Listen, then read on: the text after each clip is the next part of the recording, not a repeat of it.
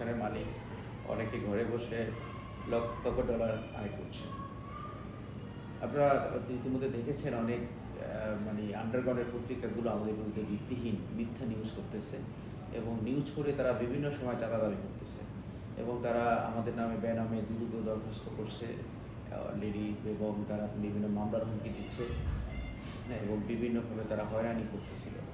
এর ভিতরেই কিছুদিন ধরে একটা নিউজ তারা বিভিন্ন পত্রিকায় করে আমাকে হোয়াটসঅ্যাপে পাঠাচ্ছে বিভিন্ন নাম্বার থেকে। একজনকে পাঠাইছে গত পরশুদিন যে করার জন্য, আমাদের সাথে একটা আপোস করার জন্য। তিনি আসছে 20 লাখ টাকা আমাদের কাছে দাবি করেছে।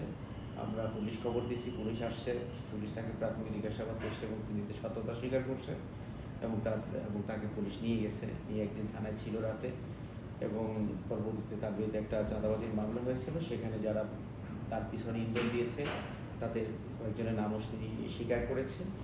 পাশাপাশি আরও কয়েকজন যারা বিভিন্নভাবে আমাদেরকে হুমকি দিচ্ছে, আমি সহ আমার ঊর্ধ্বতন কর্মকর্তাদের বিভিন্ন হোয়াটসঅ্যাপে তাদের এই সংবাদ করে এই নিউজগুলো পাঠাতো এবং বিভিন্নভাবে এগুলো ডিলিট করে দিবে, টাকা দাবি করছে, সেগুলো রেকর্ড এবং আরও অনেক প্রমাণাদি সহ সেগুলো আইনশৃঙ্খলা বাহিনীকে ইতিমধ্যে দেওয়া হয়েছে। হ্যাঁ, এবং এগুলো ওদের আইনের আওতায় আনার জন্য এই আইনশৃঙ্খলা বাহিনী চেষ্টা করতেছে।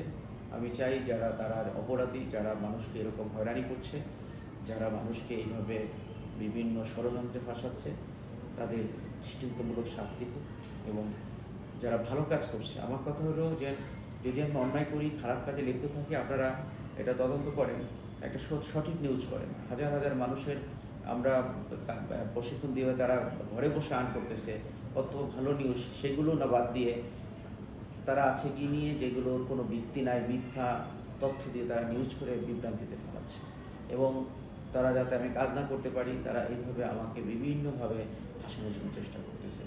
যেগুলোর আসলে যারা এরকম ষড়যন্ত্রকারী তাদের আইনের আওতায় আনা উচিত এবং আইনশৃঙ্খলা বাহিনী চেষ্টা করতেছে অতি দ্রুত তাদেরকে আইনের আওতায় আনার জন্য। ধন্যবাদ।